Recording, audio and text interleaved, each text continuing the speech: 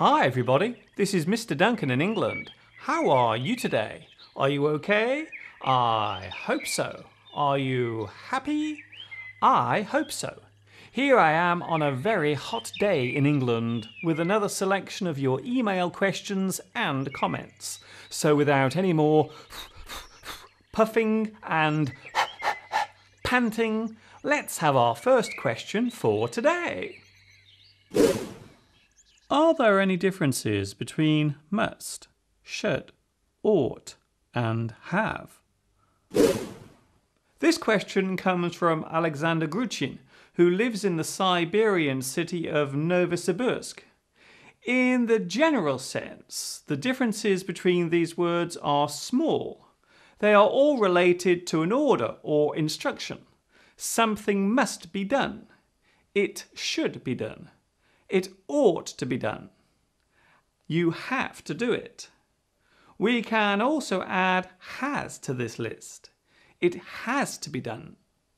These days the word ought is being used less, with the ever popular should and must being used more often instead. And yes, Alexander, you were right about the abbreviation in lesson 30. LEWD, LEWD, does mean Learning English with Duncan. Where does the music you use in your lessons come from?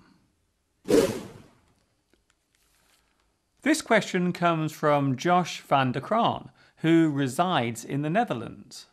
I'm often asked about the various pieces of music that can be heard in many of my full-length English lessons.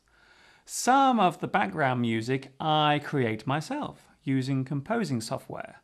I also buy lots of my music from companies based on the internet. One company in particular, called Partners in Rhyme, supplies music with a royalty-free license, which means I can use their material without having to pay large sums of money later. I simply pay for a copy of the music which comes with a license agreement. I'm glad to hear that so many of you are enjoying my video lessons and the music contained within them. I suppose I should say a big hello to Mark Lewis and all the guys at Partners in Rhyme over the pond in LA, California. What are the differences between British and American English when it comes to grammar? This common question comes from Dongseop Shin, who lives in South Korea. Annyeonghaseyo to you. A few months ago, I made a video lesson explaining many of the differences between British and American English. It is lesson 52.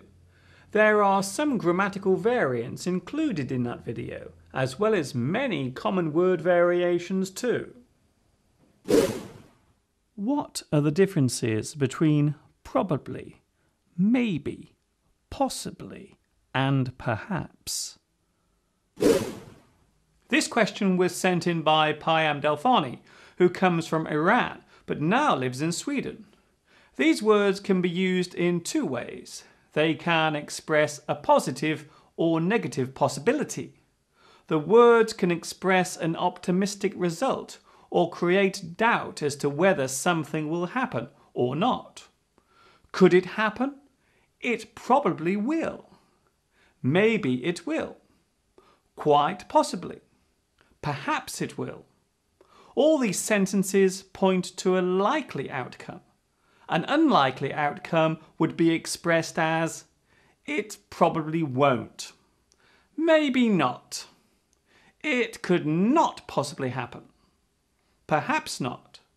It is also worth remembering that maybe and perhaps are often used to express uncertainty. You are unsure.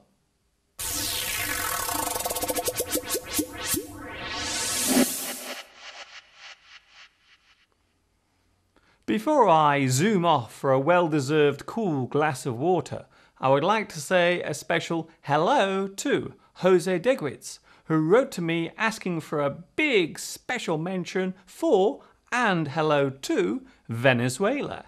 Hello, Venezuela. I think the temperature today here in England is about the same as South America.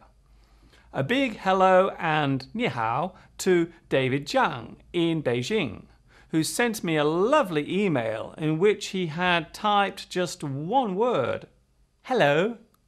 Hello to you too, David.